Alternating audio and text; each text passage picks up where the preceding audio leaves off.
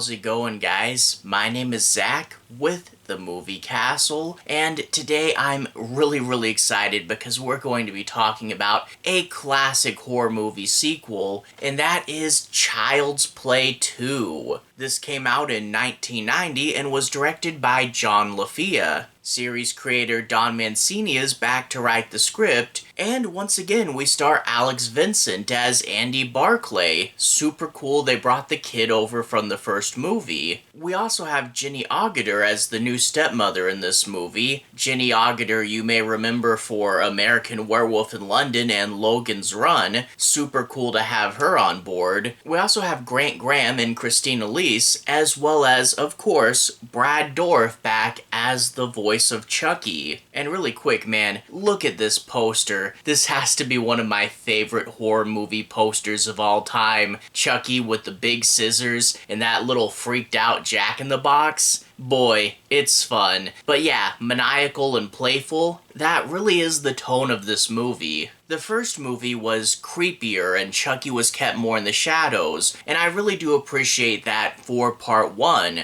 But for part 2, you have to say, hey, Chucky's out there, the audience knows what to expect, let's lean into that. Chucky's on screen more, we get some really good animatronic shots. He gets to tell more jokes and be more maniacal, and we get to see some really cool gags. The movie also pivots where part 1 was creepy, part 2 is more surreal, and we get a bunch of weird camera angles, big objects in the foreground, the camera moving around, and a few really good gags and some really clever shots. And then the way the set dressing is, like in particular the main house Andy goes to, being big and spacious and having these like pink and blue walls. Almost like he's living in a dollhouse or something. Yeah, Andy's life is going kind of weird and kind of surreal, and the movie really reflects that. I love that, I love the characters in this movie, and I love the movie's just maniacal attitude. I think with part 2, Chucky really hits the stride that he's known for, a little crazy but not too off the rails, and bigger and funner, and in particular, the final scene, which I really don't want to spoil, but it's full of so much color and energy and action. Honestly, the finale to this one is a highlight of the whole series, and overall I just really love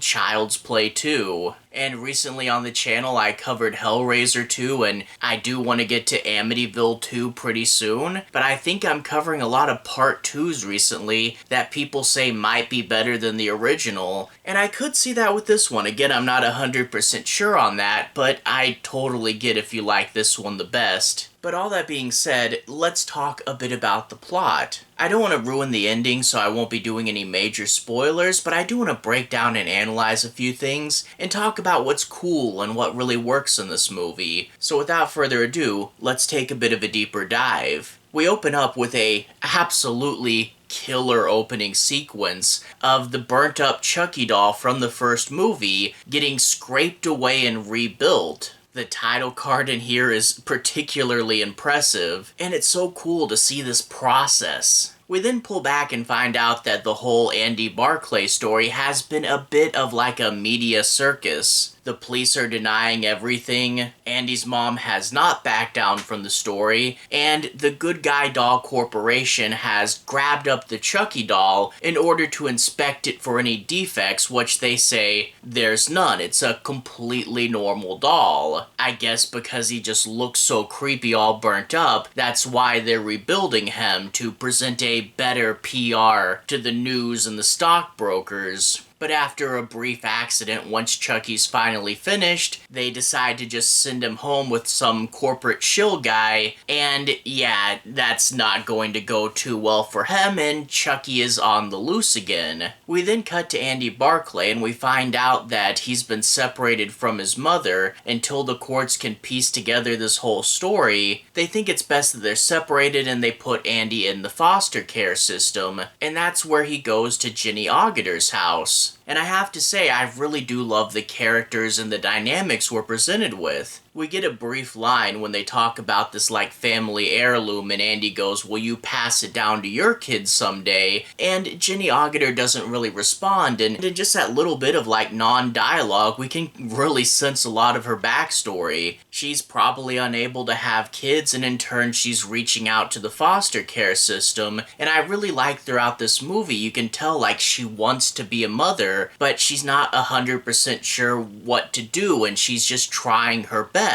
Cross that with the husband who's not 100% on board with this and is a little worried like, hey, what if Andy actually is crazy? Maybe we shouldn't have him in our house. Maybe terrible things could happen. And we as an audience know Chucky is going to show up, so yeah, these emotions are going to be forced to their crisis. But of course the real standout of the new characters is Kyle, Andy's new stepsister, and she's a kid who bounces from foster home to foster home, and in turn she's adopted this I have to fend for myself mentality. No one's gonna care for you but you have to be tough in this dangerous world. And she's a little bit older than Andy, probably about to exit the system altogether, and the way that she's been through some trouble, she doesn't know the Chucky situation, she doesn't know about magic, and she's not going to just believe Andy, but Andy's just now starting to get in a bit of trouble, and in turn the two kind of relate to each other. She says she's tough and doesn't care about anyone, but she sees who's kind of a younger version of herself, and you start to see like, oh man, she really does have a heart. And there's this really funny scene where they talk about her smoking and Andy wants to try it, and she's like, oh no, you can't do that, that's bad for you, it's just for me. And I really do love the dynamic that these two have. Now, Andy goes to his room, it's full of a bunch of toys, and wouldn't you know it, in and amongst the toys is a good guy doll named Tommy. But that's Tommy, that's not Chucky. It's not going to hurt you, we're just going to throw it in the basement, and hopefully forget about it. But you can probably suspect where this is going. Chucky shows up, switches places with Tommy, and Chucky's going to wait for that moment alone with him so he can switch their souls. And of course it's a race against time until this new body turns completely human as well. We do get some classic, no I didn't do that, Chucky did, but with Andy already on such a probation and in a completely new house, all those threats really do have a lot more weight to them.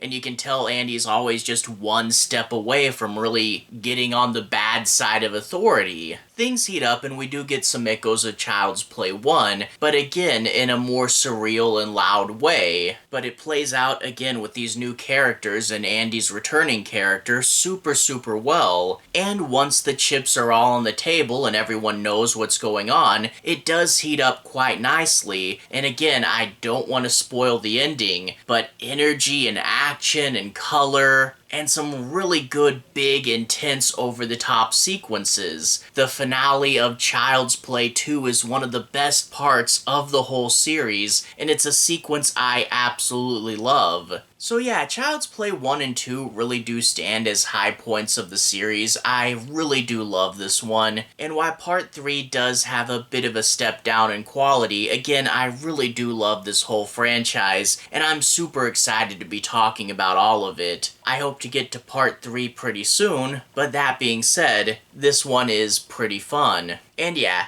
I can definitely recommend it. Anyway though, to everyone who's watched so far, thank you for watching. To everyone who's liked and subscribed, thank you. You really are helping the channel out. I'll leave a relevant playlist on the bottom. If you guys want to see more videos kinda like this, feel free to click right here and see more. Anyway, have a good day. I'll see you guys again very soon. Playlist here. Have a good day now.